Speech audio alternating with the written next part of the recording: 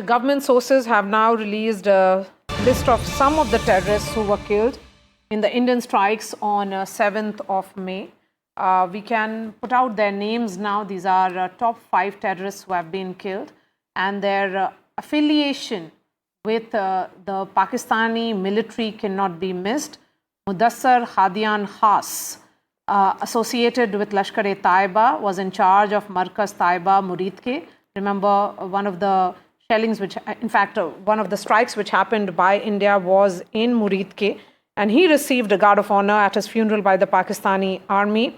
A serving Lieutenant General of the Pak Army and the IG of Punjab Police, in fact, attended the prayer ceremony. So you cannot go higher than that. The Inspector General is the head of the civil police there, and the Lieutenant General obviously is the boss of the entire Pakistani army formation in the Punjab area. So that's the highest military and civil engagement with the funeral of a terrorist that the government sources are now indicating, clearly put out. In fact, on that, Indian Foreign Secretary actually had put out a picture showing the engagement of the Pakistani military and the police with such funerals. Now they have also given out details that we are now putting out for our viewers. These are very important details just to point out the fact that how closely Pakistani civil and military establishment is intertwined with organizations like Lashkar-e-Taiba. Remember, a globally proscribed UN-sanctioned terror organization, and some of the terror masterminds carry huge bounties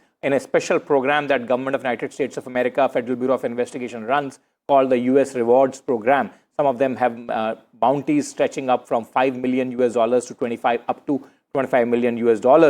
So, and with such terrorists, the engagement of the Pakistani civil and military leadership is crystal clear, as is now being put out by the government sources, which we are now breaking out for our viewers. Pictures of this were shown to the larger world, International Committee of Nations, and our own population by none less than the Foreign Secretary of India in the briefing that he did some time back. So quite clearly, you can see that how closely the Pakistani establishment and these terror groups are intertwined. In fact, for a long, long time, I have actually called them the extensions of the Pakistani establishment, Maria. In fact, Hafiz Muhammad Jamil, associated with Jash-e-Mohammed, he was the eldest brother-in-law of Maulana Masood Azhar. He was actively involved in radical indoctrination of youth and fundraising for Jash-e-Mohammed. Then there is another name, Muhammad Yusuf Azhar, associated again with Jash-e-Mohammed, brother-in-law of Maulana Masood Azhar. He handled all the weapons training for Jash-e-Mohammed. He was wanted in the IC-814 hijacking case. IC-814 hijacking, a word on that, and the role of Jash-e-Mohammed in that hijacking episode. I mean, that's probably the last time that our civilian airliners faced that kind of threat. And Pakistan was actively engaged in it. It was completely clear to the world that Pakistani establishment was completely backing those terrorists. Jash-e-Mohammed's boss, who actually formed Jash-e-Mohammed, Maulana Masood Azhar, after coming out of Indian prison, was released during that hijacking, that infamous exchange of terrorists, for which the government of India was also panned by certain quarters. But remember, at stake was also lives of nearly 200 innocent civilians, passengers of that ill-fated aircraft or flight IC-814. Jash-e-Mohammed and remember, Maria, Jash-e-Mohammed and Lashkar-e-Taiba are two pincers of the extensions of Pakistani establishment. Whenever there is heat that builds up on Jash-e-Mohammed, Pakistan starts to prop up Lashkar-e-Taiba in the eyes of the global fraternity, in the sense of as a terror group. When the heat builds on Lashkar, then the Jash is given that frontline role. So Pakistani establishment has very conveniently used these two terror groups for training, attacking, and blackmailing, siphoning off of legitimate funds and manpower from all kinds of legitimate sources. This is not only our complaint. This is the complaint of the Pakistan's eastern neighbors also, like Iran, that these are the terror establishments being backed by Pakistan actively. And since we have highlighted that aspect, that how intertwined the equations between the terror groups and the Pakistani establishment has been, another name here is Khalid. We should actually put out that picture on our screen for our viewers that Foreign Secretary himself displayed in the briefing day before. So if if our desk can do that, put out that picture that the Foreign Secretary was holding in his hand, that picture, as they say, a picture is worth 1,000 words, alongside this information will make it absolutely clear to our world, the world that is watching the broadcast of NDTV and our population, that how closely intertwined these two are. Actually, according to me, extensions of the Pakistani military establishment, these terror groups. So Khalid Abu Akasa was associated with Lashkar-e-Taiba. In fact, he was involved in multiple terrorist attacks in Jammu and Kashmir. His funeral was held in Faisalabad, and it was attended by senior Pakistani army officials and Deputy Commissioner of Faisalabad. Moving on to Muhammad Hassan Khan, he was associated with Jash-e-Mohammed, played a key role in coordinating terrorist attacks in Jammu and Kashmir.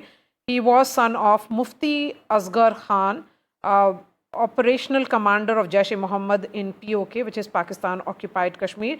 This is coming in by way of government sources, but important aspect, as was pointed out by the Foreign Secretary, that these funerals were post the strikes carried out by India on Muridke and in Bahawalpur, which were the headquarters of these terror groups, Jash-e-Mohammed and Lashkar-e-Taiba.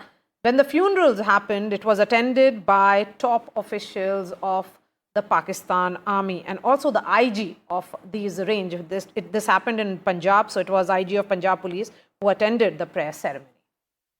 So essentially, the civil and the military leadership both were present, as if honoring some sort of, as if that's the picture. That's the picture. Foreign Secretary holding in his hand, showing how the final prayers of those killed in the Indian assault are being led by a full contingent. I mean, there's not a small detachment, Maria. There's a full contingent of military men wearing military uniforms. They're not hiding away. They're not hiding any which way from the public glare. There's a Pakistani military component, and then there is Pakistani police component. And I am quite sure that this is only one such picture that the Indian state has displayed, which Foreign Secretary himself displayed to the entire world.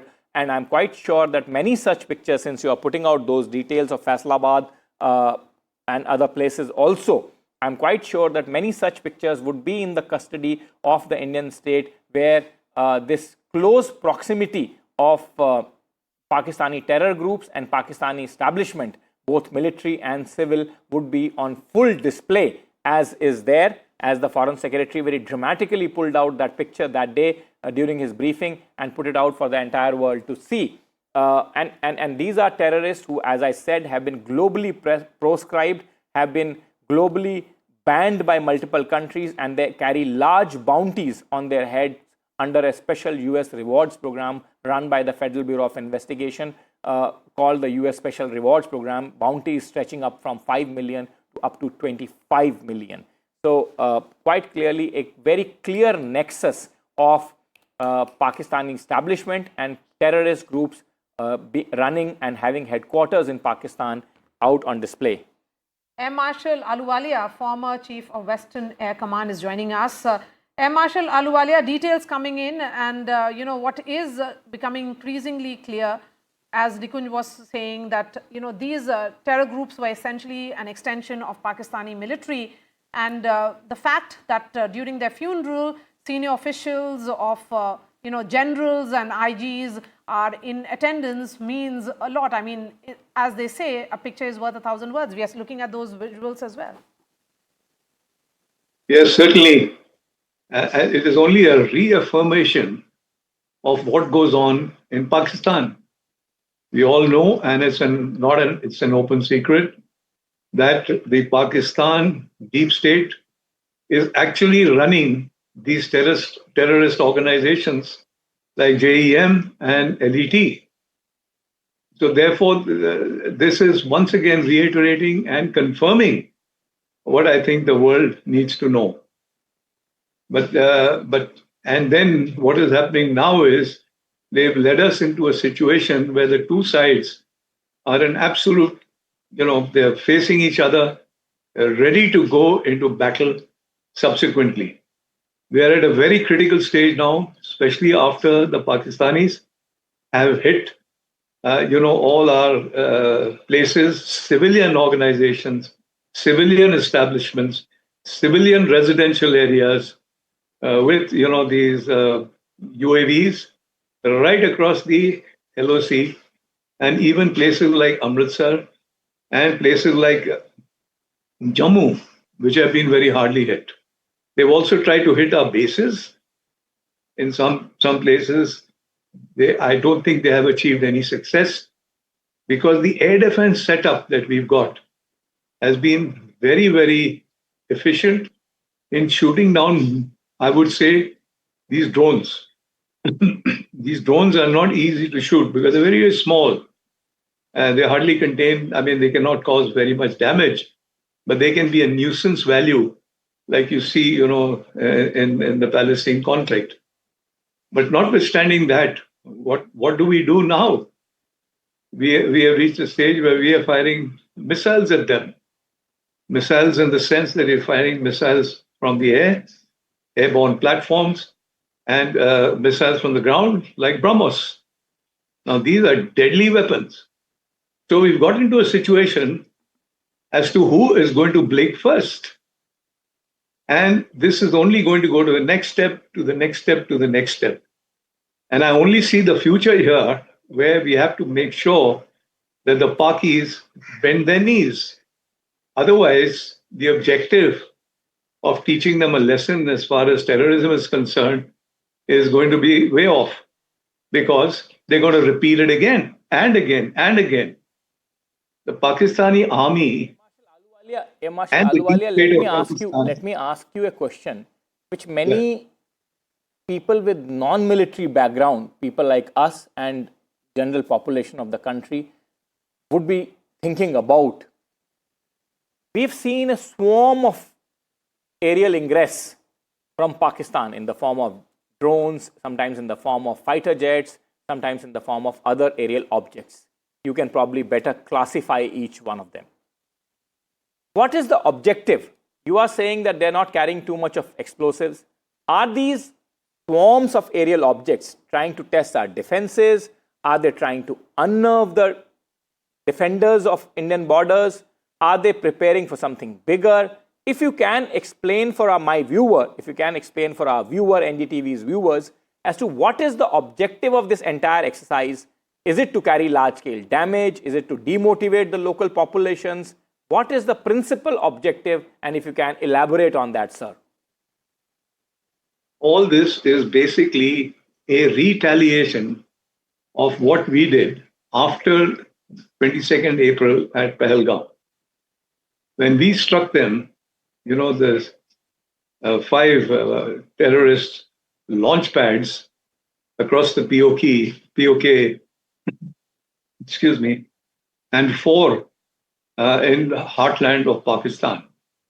Now that was the starting point. Firstly, of course, the starting point was 22nd April, Pahalgam.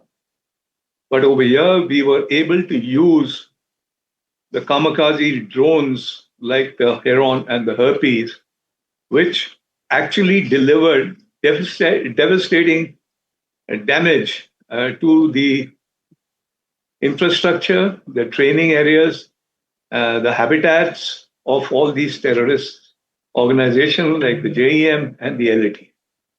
Now they have to react to that because much of it is political. The very existence of the deep state of Pakistan vis-a-vis the Pakistan ISI and the Pakistan Army is based on anti-India stance. Now, if they do not react, then they're finished politically. They're not going to let this happen. So all this is nibbling at the moment. The question is, how far are they going to nibble and irritate? I think this is mostly, more than anything else, irritation. Notwithstanding, unfortunately, a few people on our side losing their lives. And what's more, they are actually breaking the rules of engagement by hitting civilian areas. Very unfortunate, especially those people who are living on the borders, on the line of or close to the LOC. They are suffering tremendously in terms of their infrastructure, their their buildings, their habitats, but very importantly, their lives as well. So therefore, this has been a retaliation, which they had to do some sort of retaliation. Now the big question is, are they going to leave it at this? Are we going to leave it at this? Are we going to use our platforms, aircraft, to fire missiles with devastating effect? Or are we going to use our UAVs with devastating effect? And if this continues, if the Pakistani army gets into it, I don't think they'll do anything in the LOC because the terrain is terrible. The terrain is no good for offensive action. But down the plains of Punjab, onto the desert areas, it can be tricky. And if they get into that, then it will become an all-out war. And slowly, I think we have to be very careful. These guys, now they're putting out that they're ready to use the nukes if required. Or they're still contemplating how to position their nukes. They had that meeting, or they announced that the meeting of their command center, the command committee that is in charge of pressing the trigger, they are meeting and they're going to decide. So notwithstanding all that, it's going to be murky as we go into the future. How far we go is, I think, nobody's guess. It's neither Pakistan nor India that will be able to dictate how far and what to do. So let's see what goes on now. And let's see if the Pakistani army ventures out, because they're going to suffer a very bloody nose